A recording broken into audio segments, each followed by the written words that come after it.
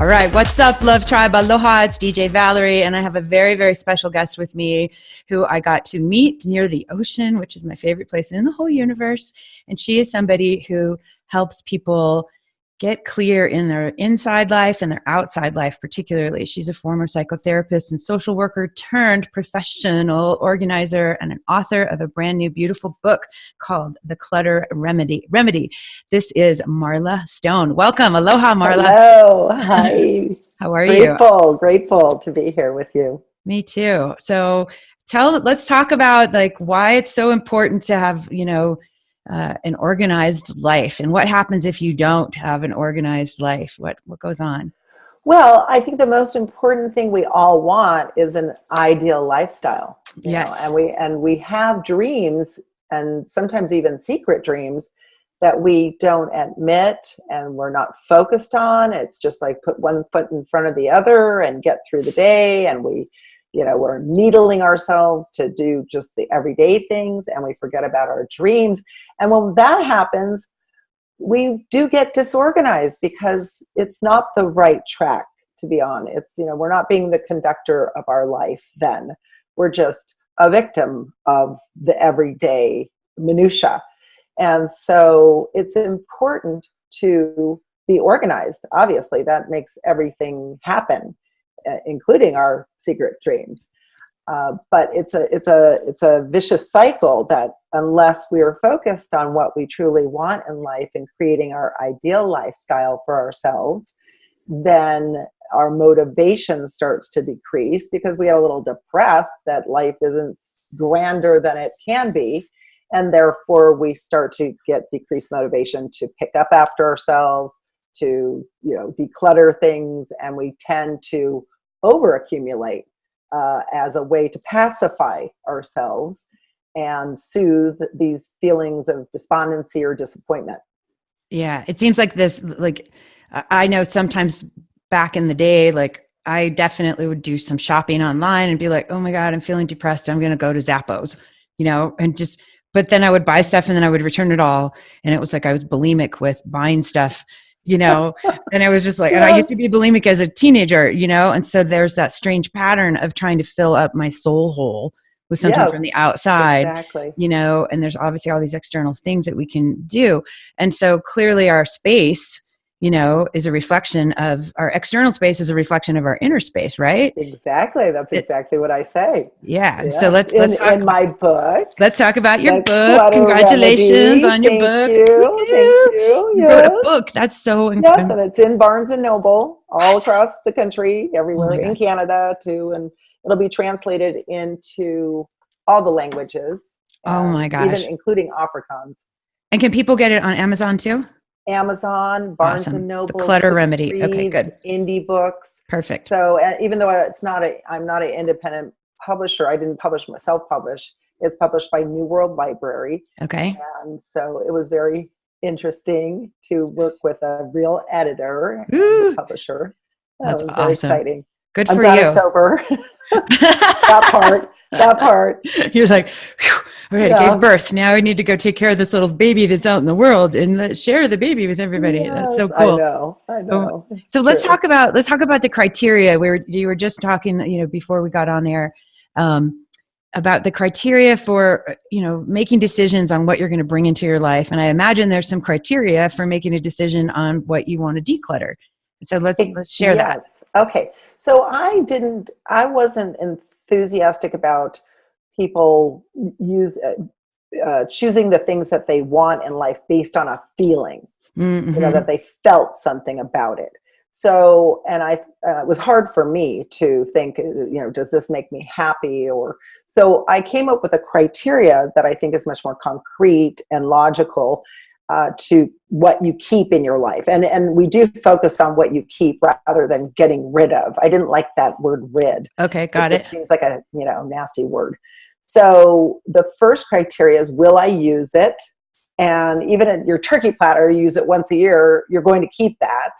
Yeah. And does it serve a purpose? And that's like the key to your fireplace. Here in California, we have one, but we may never use it, but you're going to keep it. Same thing with like a community pool key or an extra key to the car. Those things serve a purpose, so we're going to keep those.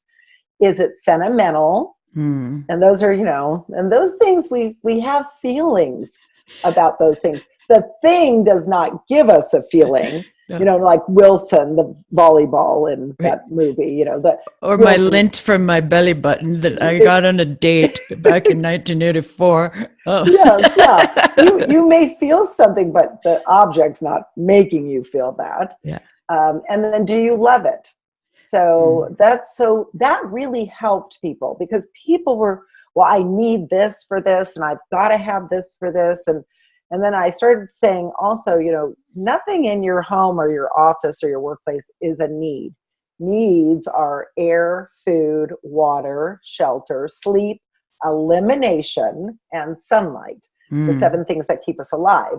Everything else is you want it, you don't want it, you will use it, you won't use it. And then the criteria, the 4 criteria. Will you use it? Does it serve a purpose? Is it sentimental? Do you love it? Love it. And so that segues into this week's experiment of the week. And what I thought was interesting, because my awesome assistant, Elizabeth, she takes all the notes and things, and then she gives them to me, and I get to look, and it was like, change your language, change your life. And I was like, Elizabeth, is this a mistake? Because we're talking about decluttering, and, and then I, of course, asked you. So let's talk about that. And obviously it overlaps with what you just said. Yes. So the first thing I discovered when I was working with people as a psychotherapist was people said, I need a lot, or I have to, or I got to. Then when I came into the professional organizing arena, and I'm in front of people in their space, and they're saying, I need this, and I've got to do this, and I must do this, and I have to do this. Over and over and over, I heard people just needling themselves to death. And I thought, no, this is not a need. Going to the bathroom is a need. Eating food, nutritious food's a need. Breathing, but those other things were not needs. They were objects. They meant something, or they didn't mean something, or they would use them, all that stuff. So it became very clear that need was a lie to the subconscious process, and that it was actually derailing people from doing what they actually wanted to do. So they would say, oh, I need to get a haircut. And I'd say, do you want a haircut? And then they would say, well, when you say it that way, I don't know. Maybe I want to grow my hair out. And then I realized people use indecisive language all the time. Besides need, the most other used phrase that I was hearing was, I'll try, or I tried, or maybe, possibly, but, could, should, would, and then kinda, sorta, or sorta, kinda. Yeah. 2 indecisive words that we have now paired together to be really indecisive and not make decisions. And so that factored into decluttering, because if you can't make a decision because everything's indecisive, then you're not going to make good decisions about what to keep in your life and what to toss. So the third part of the language thing, though, was the most revealing of what has happened to us as humans, and why we're not productive as we could be, and why we don't follow through on our dreams. And that was, I feel like, or I feel that, followed by a thought rather than an adjective or a feeling word. So we've literally eliminated adjectives and feeling words from our life altogether, which makes us very robotic. And then we're totally indecisive and very needy for everything except our actual needs. And so when I started to realize the language was causing perpetual disorganization, I thought, okay, the first thing to do is first help people figure out what their ideal lifestyle is, what they truly value in life, because then I would know what they would want to keep as far as objects. So if you used to value knitting, and you have a whole closet full of knitting, but that was 5 years ago, and now you would rather go to the beach or play music or go out with friends, and exercise or just socialize, then what's the knitting doing in your real estate? Right. So all these things started to come to me, and I realized that I wanted to help people realize that these things were not needs, and that they could be decisive, and that they could actually share feelings, and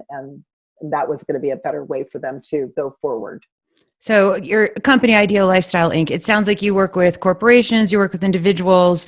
What's the biggest turnaround in, somebody's success, mindset, feeling, whatever it is, once they've hired you and they've gone through a process with you and, decluttered some things and got some good thinking patterns going? Like, what have you seen as the, like, oh my God, I didn't know my life could be so blank, after working Yes. with you? Well, I think the main goal is that their life would be so ideal, like they would be on their true path.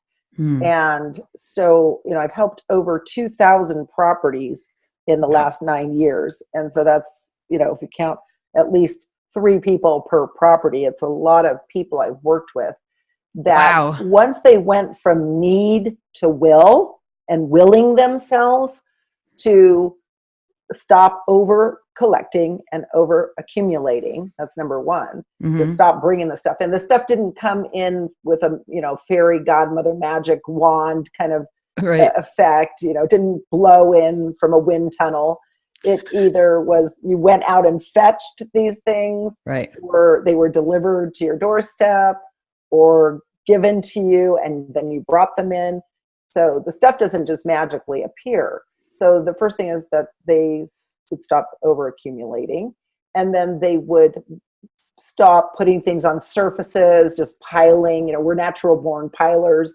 So people would stop piling things and putting things on the floor and on their furniture and everywhere to create a cluttered effect. Mm. And if they did that, when they do that, it's okay.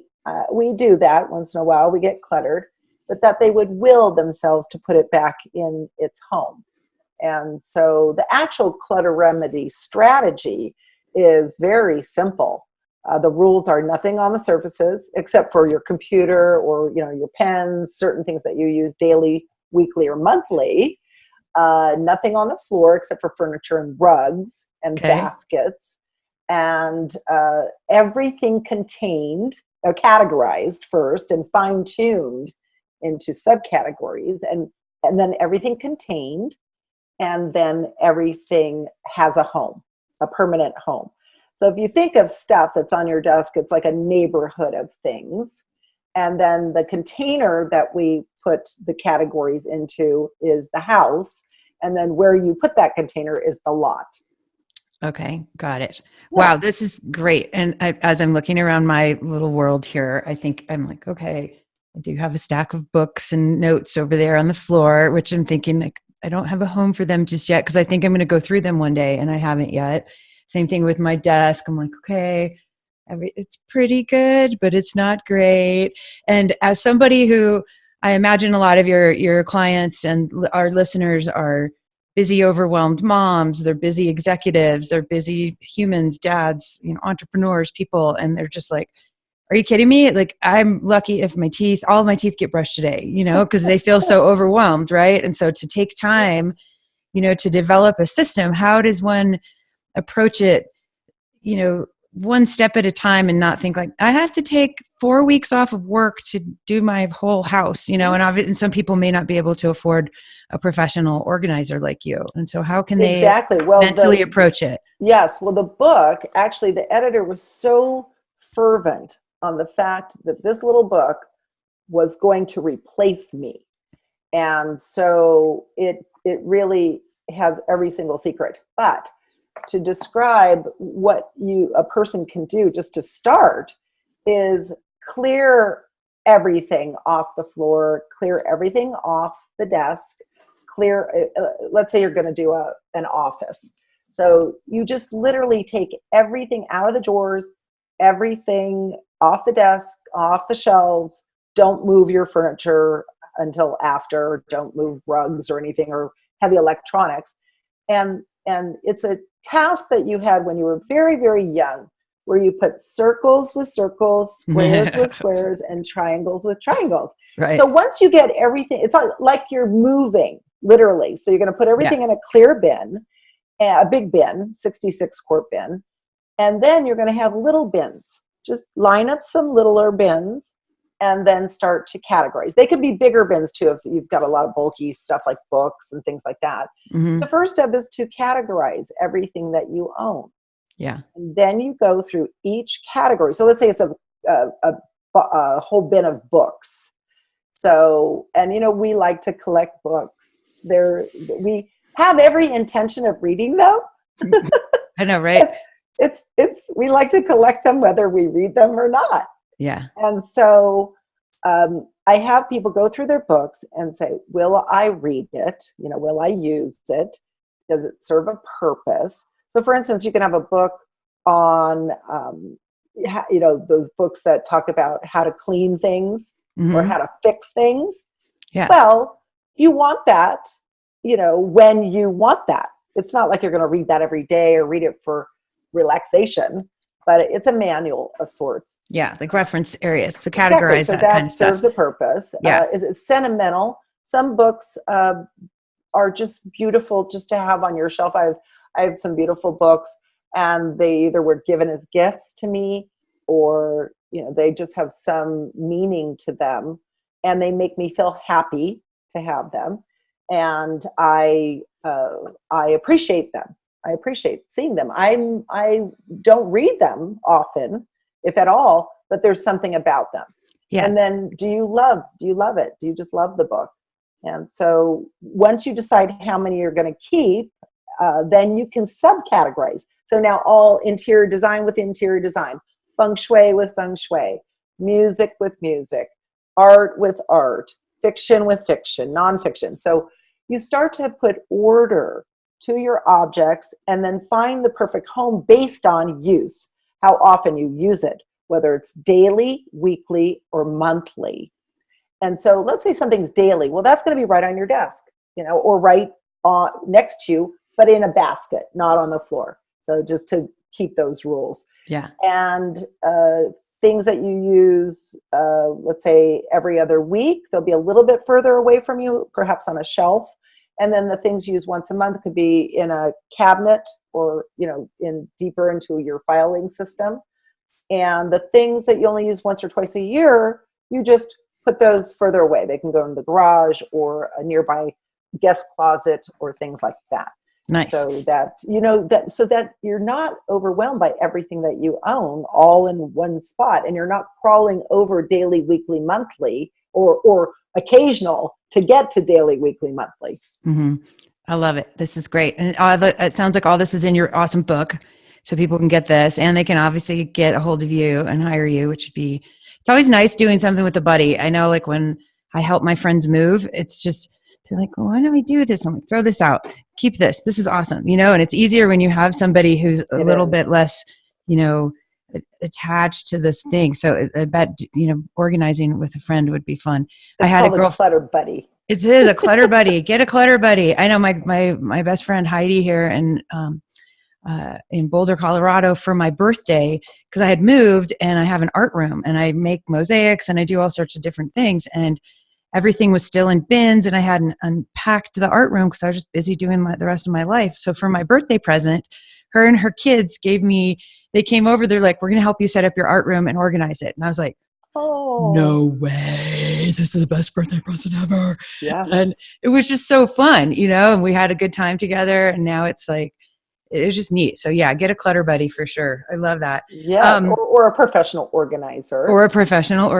Exactly. Some people are just like, I don't want to be your clutter buddy. Yeah, sometimes friends have good intentions. Yeah. But the strategies and the techniques that you have after working, on thousands of homes is far different than, perhaps what a friend can do. Yeah, and also making things neat and tidy is not necessarily, does not equate to being perpetually organized, so long term. So those things are intrinsic, and it is partly changing your language and then looking at your objects with a criteria. Love it. And making sure they're contained and placed properly. I love it. Okay, so let's talk about Let's talk about the United Nations Sustainable Development Goal of the week. So you said you love all of them, which is great. And we all do. Yes. They're so good. But I thought number 12, did I say 12? Yeah, excuse me, Yes. 12, responsible consumption and production sounds like it's in alignment with, what your mission is on this planet. And so I think that's something that we all want to think about, when, like you said, when you're going shopping, if you do follow this criteria that you've created in your book, you're going to consume differently. You You're going to will. end You up will most likely empty-handed. You'll leave. be like, yeah. Yes. Yeah, you'll So, most likely leave empty-handed, yeah. which is okay, because you've remembered you already have it or one like it, and you realize it's not a need. And so, yes, and we are going more towards minimalism, Mm-hmm. but I still happen to be a maximalist. I love stuff, and I like to go to thrift stores. I'm a green shopper. Nice. So, and I just love having beautiful artifacts and just beautiful objects around me. I'm in that category. I have friends that are very minimalist. My fathers and mother are very minimalist. And so, but that's, an individual taste. So we all have different tastes. Some people might still like, floral patterns and wallpaper and fabric, and others like stripes. So it's okay to have things. And that's why I started to focus on what you keep rather than get rid of. Because I found that so many people thought it was a good idea just to get rid of things, and that would solve their problems of being organized, when there's no correlation between how much stuff you have and how organized you are. It really doesn't correlate. Yeah. So but when, obviously we don't want to over accumulate and over collect. We want the things that we're going to use, that we find satisfaction with, that, create a happy feeling, Yeah. an enthusiastic feeling. When you walk into a space, you want to feel uplifted. Totally. So really focusing on that criteria is very helpful to not, bring things in that are going to be neglected. Yeah. Oh, I love it. Love it. Let's talk about your song of the week that, the title of it sounds like how you want to live your life and inspire others. So Yes. you Well, you've chose. got to get up every morning with a smile on your face. Show the world all the love in your heart. It's Mhm. beautiful, by Carole King. Oh, I love that song. so If you good. go to karaoke with me, you will hear me sing that song. Okay, I'm coming to karaoke with you because Yes, I'm a mean karaoke singer. I love Mean it. meaning not very good. No, I'm okay, but yeah, it's fun. Karaoke's hysterical, right? It Um, is. and then let's talk about your nonprofit, your organization of the week that you support. Well, it's the Philharmonic Society of Orange County, and what we do, there's all different little chapters all throughout Orange County, but it's groups of primarily women, Hmm. and we donate our time and some money for charity events. We build up charity events. We have the Design House in Orange County that we do every year, where we pick a house and we have all these interior designers come in and fix it up. Whoa, cool. And the money goes to education programs for music Nice. in the schools. And we support children going to see, some of the children for the very first time will go to the music center. We have Mm, Segerstrom Hall here in Orange County, and they'll see a concert. neat. And bus loads of kids, and we usher them into the facility. And we just make sure that, music programs stay alive in schools. When we were kids, well, I don't know about you, but when I was a kid, everything was pretty much paid for by our tax dollars. And Hmm. now that's not the case. So if you want your child to be in theater arts or music or sports, you're paying for it.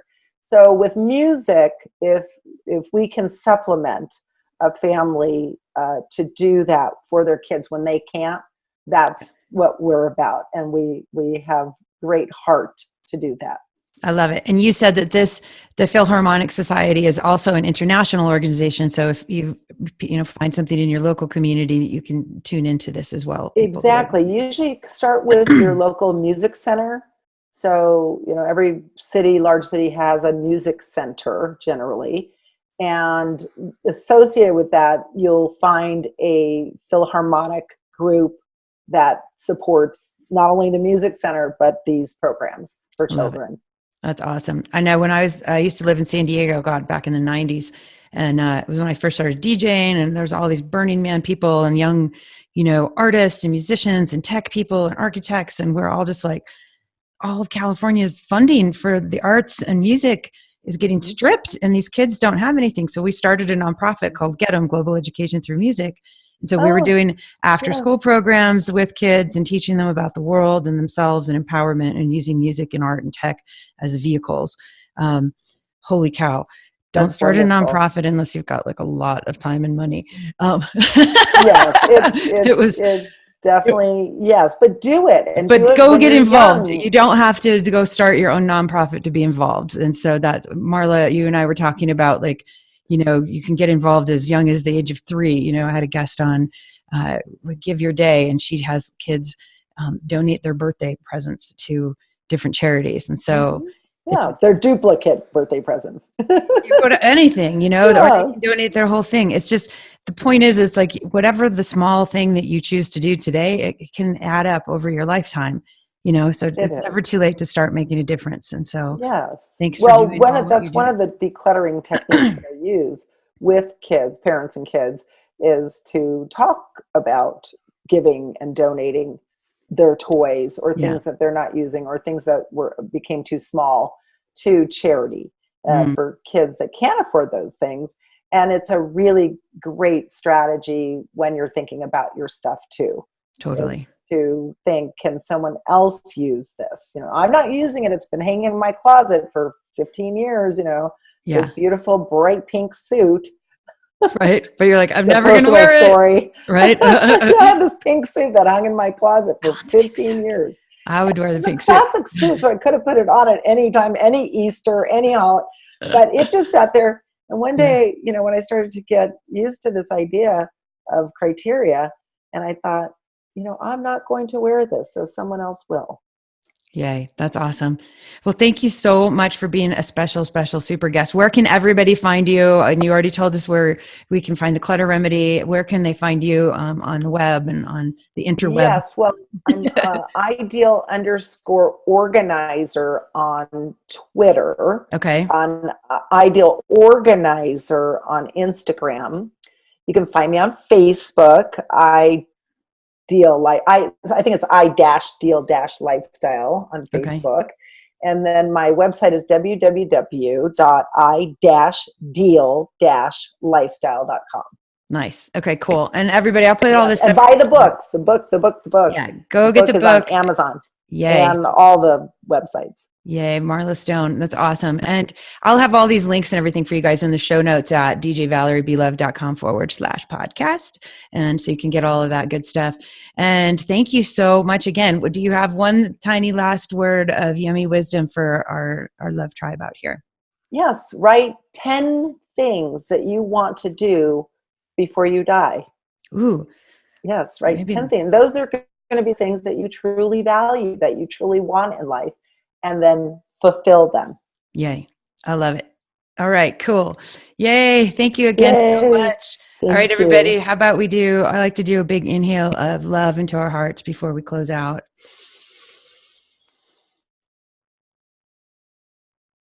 And exhale peace out to this gorgeous, beautiful planet that we're a part of. We're so blessed to be here. All right. Aloha, Love Tribe. We'll see you next time. Thanks for tuning in. Love you. Bye.